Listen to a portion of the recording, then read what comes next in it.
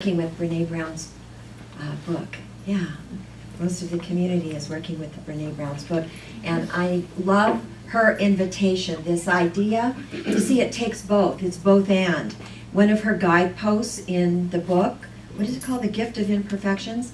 Yes, it's about letting go. She says there's a whole chapter about letting go of scarcity and the fear of the dark, letting go of those ideas which Glenda has spoken to. But it also has a companion aspect, which is cultivating gratitude and joy. So they go together, because when you let go of these things that are not beneficial for you, then it opens us to the possibility of seeing the blessings all around us, seeing the gifts in whatever that experience is. So that's what I'm going to talk about.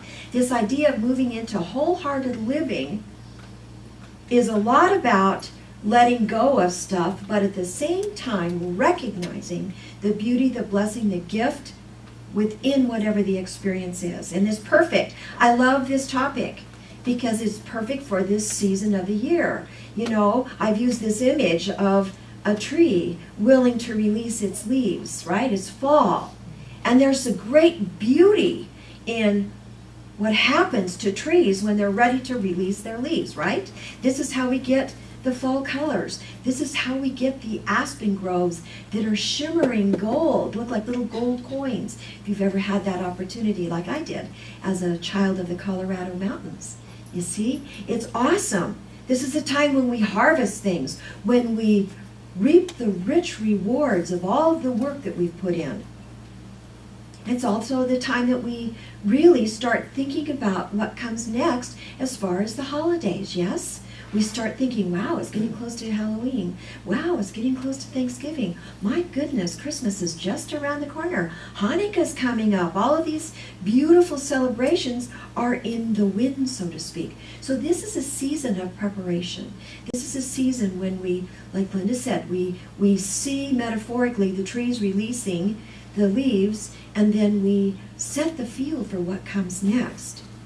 And what I know about my own life, and I know it's the same with you, because I speak to many of you, or I know your stories, sometimes things look scary. Sometimes things look pretty dark. You know what fear of the dark really is? It isn't the darkness we're afraid of. It's what we imagine is lurking in the darkness that we're scared of. It isn't the dark. It's like, oh gosh, what might be in there? What's behind this? What's concealed in this darkness? That's what we're afraid of. And so it doesn't take a lot for us to think about our life circumstances and think, yeah, I'm pretty afraid of that. And today, this whole economic situation that we've got as a country, I mean, looks pretty bleak, doesn't it? Looks pretty bleak. I know, and I'm fully satisfied to hold the intention and the understanding that things are going to work out just fine. They always do. Isn't that the truth? But sometimes when we're in these dark places of our life experience, globally, personally, whatever, in our families, we overlook the blessings that are contained within whatever that thing is. So think about what's going on for you. The economy, sure, it's affecting all of us. Maybe it's your job. Maybe it's your relationships. Maybe you've got family struggles going on. Maybe it's your living situation you're not too pleased with. Maybe it's somebody else, other people. Got any problems with other people? Yeah. Most of it centers on what Glenda was talking about, our judgments and our expectations and all that stuff. And I love what Lynn Twist says. And I've been working with her material for many, many years. And I try to live what she's talking about. This idea of sufficiency, enough.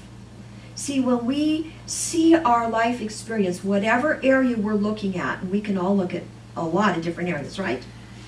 When we see scarcity in any area, when we're feeling like it's not measuring up, right? It's not good enough. This is where we start covering up the possibility of seeing the blessing within whatever that thing is. I don't have enough, I'll never have enough, and I'm going to suffer. So it's not just about money, it can be about love, it can be about, sure, it is about money. It's about time, like she said in the beginning during her video presentation. Not enough beauty, not enough thinness, not enough fun. You know, anytime we're looking at whatever's going on in our life experience as not enough, we're going to get ourselves into trouble. We're going to get into trouble.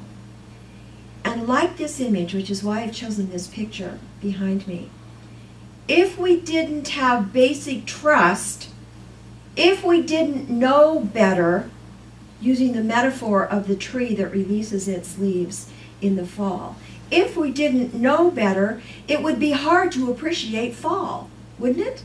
If we thought that all those beautiful crimson leaves that fall from the tree are never going to return, will never be the same again, that we can't, it's, oh dear, you know, we awfulize everything.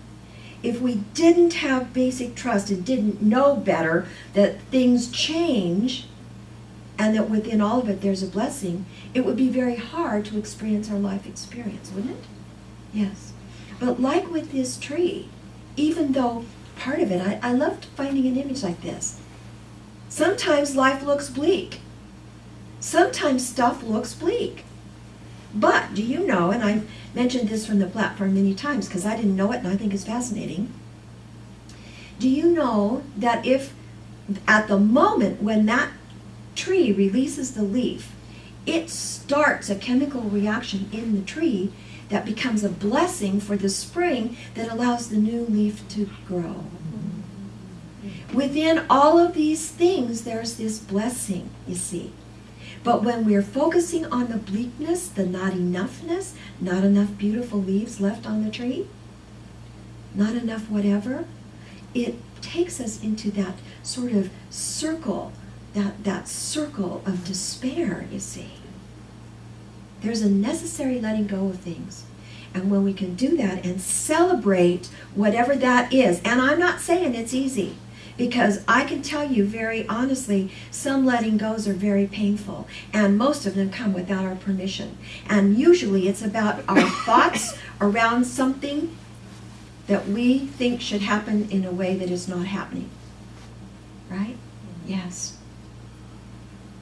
And what I know about my own life is that when things are just humming right along, when things are just beautiful and everything's going my way and good stuff's happening, it's so easy to feel grateful and to see the blessings within all of it, yeah?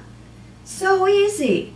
But boy, I'll tell you what, when things get shaky, when things get a little bit rocky, not so much. Not so much. When the job gets a little shaky, when our expectations about how it's going to show up gets a little shaky, when families start to sort of quake here and there, when people don't do what we want them to do or hope that they would do, or we start living from a shattered perspective, so to speak, all of a sudden, not so easy when things start to fall apart to see the blessings. It's a practice. We've got to cultivate a practice. So I want to read, I've got a couple of things I want to read to you today. This idea of being able to rejoice within the experience, to find joy, to find the blessing, to find the beauty, whatever it is, it's a practice that we have to cultivate. And so I'm reading from a book called Thanks, How Practicing Gratitude, practicing, key word, makes you happier. It's by Robert Emmons. And he says, the Apostle Paul, those of you from a Christian tradition will probably already recognize this. The Apostle Paul wrote the following from his prison cell. I have learned to be content with whatever I have. I know what it is to have little, and I know what it is to have plenty. In any and all circumstances, I have learned the secret of being well fed and of going hungry, of having plenty and of being in need. And this is the secret. Rejoice always. Pray without ceasing. And give thanks in all circumstances. This idea of finding the blessing and the joy within whatever is going on, within the experience. Because this is the truth, and I love what our author says. A grateful heart does not need something to be grateful for. Listen to that. A grateful heart, and we're talking about wholehearted living. A grateful heart does not need something to be grateful 4. We can be content with things as they are. Wow. Wow. That's amazing. That's a big practice. And it's a possibility. I'm here to tell you it's a possibility, to share that idea with you. Not that I can live it all the time. I can certainly try to be satisfied with the sufficiency of the simplicity of life as it is in the moment. But the key is to recognize what is positive and what is the highest and the holiest and the most sacred in our experiences, rather than dwelling on the part that is so painful and that gets our attention. Take that view from the top, right? Or where's Carol Marshall? Dig deeper. Okay? See deeply, or take the view from the top. Whatever way it fits for you, but the idea is that we take the highest, most optimistic perspective of whatever that thing is that's presenting it to ourselves. Because I can tell you that we've all got stuff going on. Isn't that the truth? To recognize opportunities to be grateful and name them. And name them as they're happening. I'm grateful for whatever. I'm grateful for my new microphone, so I don't have to hold that thing I had last week. I'm grateful that Glenda and I got through the opening without needing to go to the back of the room and start over. I'm grateful for my mother sitting here. Not many of us are blessed with an 89-year-old mother sitting in the audience.